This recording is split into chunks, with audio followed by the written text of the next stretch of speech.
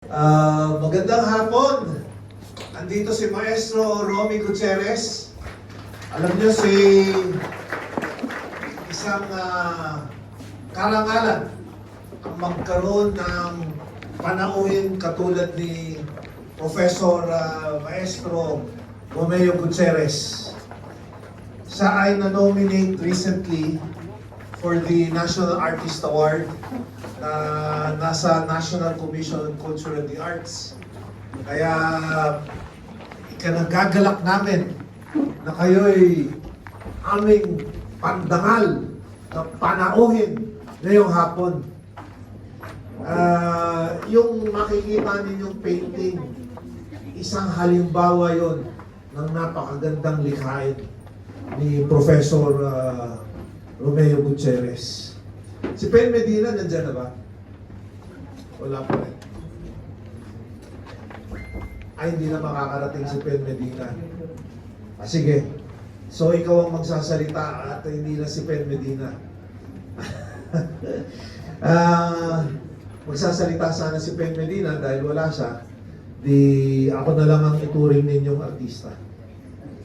At alam niyo, napakahaba ng aking pinagandaan. 3 pahina ng English. Sabi ko, naisip ko, huwag na lang ako magsasalita ng English. Mananagalog na lang ako at kung ano yung mga nakikita ninyong nilikha ng mga kasining, ay yun ang aking i-kokomento. Yung Pen Medina, ang ginawa niya yung The EDSA Loop. Eto na naman, paikot-ikot na lang. Yun yung pamagat nung nilikha ni Pen Medina. Dahil yung EDSA Loop, panay tayong mga Katoliko, panay tayong mga Kristiyano. At ginawa yung EDSA Shrine ay dahil nga sa celebration ng isang event na nangyari sa buhay ng Pilipino, sa kasaysayan ng Pilipinas. At ito'y laban sa diktadurya, ito'y laban sa torture, sa assassination na ginagawa ng mga namumuno sa atin. Ito'y laban sa pangungurakot. And yet, ano nangyari? Paikot-ikot na lang. Paulit-ulit na lang. Kaya nakakadismaya. At naintindihan ko yung pagkadismaya ni Pen Medina. Si Melchor Sabariza, nandito ba? Si Melchor Sabariza, yun yung gumawa ng haplos ng pighati. Yung isang mata lang ang nakatingin. Rodi Julian, the one-eyed artist. Alam mo, yung mata ni Jesucristo, isa lang. Katulad mo, Rodi Julian, one-eyed artist. Pero yung mukha na ginawa ni Melchor Sabariza, haplos ng pighati. Isa lamang ang matang nakatingin sa tao. Ito'y to conscientize. Ito yung tinatawag namin sa Ateneo, dahil doon ako graduate. Sabi ng mga pare, to conscientize. Sabi naman ni Bishop Claver, to conscientize the people. Ito'y upang konsensyahin yung mga tao sa mga nagaganap ngayon, yung mga nagaganap ngayon, mga pangurakot, pagtitiwali, pagnanakaw sa gobyerno. Ito na lang, habang buhay na lang bang ganito? Ito yung tinatanong ni Pen Medina. Itong tinatanong din ni Melchor Sabariza. Si Ding Royales, sabi niya, guilty until presumed innocent. Yung presumed innocent, sa umpisa yun eh. Yung guilty pagkatapos mapatunayan na guilty ang tao, ay saka lamang sasabihin natin guilty siya bilang isang nasasakdal. Pero kung nakita niyo yung ginawa ni Ding Royales na ating curator na siya mula Sabsaban, Only Women Bleed, hanggang ngayon sa Kalbaryo. Siya yung ating curator. Kaya maganda yung presentasyon ng ating mga likhaing art dahil kay Ding Royales. Pero kung makita ninyo yung kanyang painting, guilty until proven innocent. Yun yung nangyari kay Yesu Cristo. Pero mo, guilty at pinresume lang na innocent nung namatay na. Proven innocent nung patay na. At ang buhay, ang kamatayan ni Yesu Cristo, doon palang pinatunayan na inosente pala yung tao.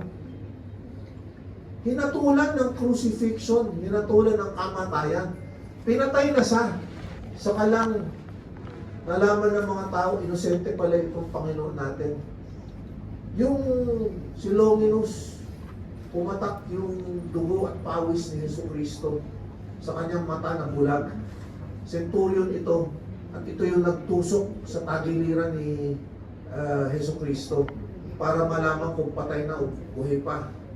Tinusok niya, nahulog yung patak ng pawis at saka dugo. At nung napatakan yung kanyang mata, biglang nakakita. Sana ganyan ang mangyari sa'yo, Rod Julian. Sana mapatakan yung mata mo ng dugo't pawis ni Yesu Cristo. Dahil pag napatakan yung mata mo, makakita ka. So ito nangyari. At yung Longinus, sabi niya, doon sa pagkatapos niya, tinusok ang tagiliran ni Yesu Cristo. Sabi niya, inosente pala ito. Nalaman niyang inosente dahil napatakan yung mata niya at nakakita muli. Nakakagimbal talaga. Si Rodi Julian, alam niyo si Rodi Julian, pag nakita niyo yung dalawang painting niya, kahit one-eyed artist lang si Rodi Julian, dahil tinamaan yung mata niya ng bato, parang maliit na bato na graba na, kasi nagbibisikleta ito si Rodi Julian eh. Kaya pag hinahanginan yung mga bato, yung mga buhangin, natamaan si Rodi Julian sa isang mata niya. Kaliwa ba o kanan? Kanan. Pero si Rodi Julian ang gumawa ng halik ni Judas at saka the crucible of redemption. Yung crucible of redemption ginamit natin sa parapan. Napakaganda. Yung halik ni Judas, ito yung kwento, ang kwento ng sangkatauhan na niloloko nila yung mga tao. Lagi nilang tinatraidor yung mga tao. Lalo na yung mga tunay nilang kaibigan, tinatraidor nila. Yun yung halik ni Judas. Yun yung pagkatraidor na pinakamatalik na kaibigan, si Judas. Libang kay Pedro, si Judas ang humalik sa kanya para ituro na ito po yung hinahanap ninyo, mga centurion, mga sundalo, itong hinahanap ninyo, ito yung Yesu Cristo, ikulong ninyo ito. Yun pa nag-Judas. Isa pa si Peter, si San Pedro. Sabi ni Yesu Cristo, before the dawn cracks, before the dawn comes, you will betray me 3 times. You will have denied me 3 times. 3 beses mo akong ipagtatatwa sa tao. Could you imagine? So, ang ganda-ganda ng mga ginawa ni Rodi Julian. The crucible of redemption. Mamaya, malalaman natin kung bakit na-redeem ang sangkatauhan. Si Nelson Medina naganap na. Ang ganda ng nilikha. Alam niyo yung naganap na, ibig sabihin, tapos na. It is completed. It is finished. Tetelestai sa Greek. Sa Latin, consummatum est. Pero sa Tagalog, naganap na. Nakumpleto na. Natapos na yung paghihinagpis ni Yesu Cristo bilang isang tao. At ngayon, Diyos na siya. Dahil natapos na ang pagkatao ni Yesu Cristo. Ngayon, Diyos na siya. Panginoon na siya. At siya ang magliligtas sa sangkatauhan. Ismael Esber, painting in a painting. Naalala ko si Ismael Esber habang pinapaliwanag niya kung bakit may pula doon sa kanyang painting. Pala painting din yun, pininturahan niya ng pula. Dahil ito'y simbolo ng pagtatraidor, ito'y simbolo ng paghihinagpis, ito'y simbolo ng betrayal Ito'y simbolo ng dugong inilaan ng Jesucristo para sa sangkatauhan. Napakaganda po. Painting in a painting ni Ismael Bernal. Ismael Ismer. Akala ko Ismael Bernal. Akala ko artista ka na rin. Pero artista ka sa singing visual. May hirit pa, no? Alam mo yun, si Jono Robrigado, ngayon lang ako nakakita ng metallic. Yung parang metallic, pala hindi metallic yun. Gold leaf na sa canvas. Galing talaga nung Jono Robrigado. Kung paganda ang lalaki, at tayo kasama na doon, Ismael, sa pagandahang lalaki. Pero kung pagandahang lalaki si Jesucristo, ang gumawa ng napakagandang lalaki, si Jimmy Apostol, the King Suffering. Ang ganda nun nilikhang gwapo ni Jesucristo doon, kamukha ko. Oo, grabe. Nandito ba si Jimmy Apostol? Jimmy, nasaan ka? Ay, si Jimmy, oh, gandang lalaki. And yet, the King Suffering. Hindi ba pwedeng maging magandang lalaki habang ikay nasasaktan, nagdudugo, nagsasakripisyo? Pwede. Dahil doon sa pagsasakripisyo niya ng buhay, pag lalabas niya ng dugo, pagdadatak ng dugo, ang kagandahang loob ng Panginoon ay nasa loob niya. Kaya napakagandang lalaki. Hindi lang sa loob, kahit sa labas. At yan ang pinakita mo, Jimmy Apostol. Alam niyo, yung mga tao, pag nakita yung mga nilikha ng mga painter dito sa Calvario, napapaiyak, napapaluha. Ako nga tuwing pumapasok ako doon, napapaluhod ako. Parang napaka-solemn. Lahat ng mukha ng Panginoon nakatingin sa'yo. Lahat. Sabi nga ni Ma'am Elizabeth Victoria na isang publisher ng libro, sabi niya, tumatayo yung aking balahibo. Kapag yan ang nagawa ng inyong nilikha sa mga tumitingin at napapaluhan ninyo yung tao, napapaluhod ninyo yung tao, napapataas balahibo niyo yung mga tao, you have become very successful as an artist. Because it takes a lifetime to create such art that moves people to tears, that makes people kneel before it or genuflect before it, that makes people have their hair stand. Biro mo, grabe. Si Glenn Blanco nandito ba? Si Glenn Blanco at saka si Brian Gonzalez, dalawang bata na nakatingin sa crucifix, na nakaluhod. Ang ganda. Ang ganda ng mga trabaho nila. Kaya dapat makita ninyo. Yung lapyeta, ang gumawa ng lapyeta, si Agard. Isa pa, si Miriam Pamposa. Pangatlo, si Jairo Katulay. Lapyeta lahat ang ginawa ninyo. At yung lapyeta na yan, basta napunta kayo sa St. Peter's Square, doon sa Basilica ni San Pedro, mapapaluhod kayo sa piyeta. Dahil ito yung panahon, the moment when Jesus Christ is brought down from the crucifix and given to Mother Mary, who's waiting at the foot of the crucifix.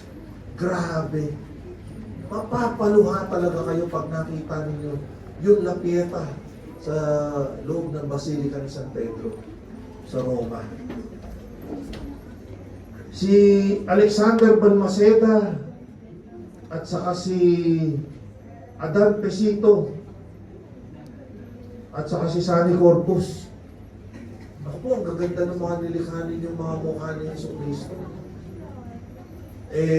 Mararamdaman ninyo yung mga tinik sa noo at saka sa mukha na nanggagasgas sa mukha ni Jesucristo.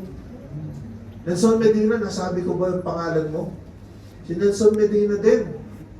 Consumatum est. Naganap na. Grabe. Ito yung mga nililikha ng mga artista sa sining visual. Dito lang sa Kalbaryo 2026. Kaya next year, uulitin natin itong Kalbaryo. Dahil dito lang ako nakakita ng mga likhain na sobrang ganda. Pero yung kagandahan ay nasa hinagpis.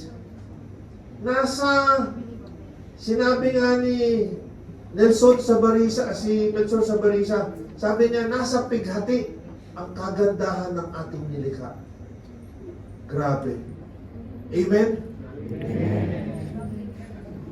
Hindi na sana ako magbabasa, pero babasahin ko ng konti yung aking sinulat.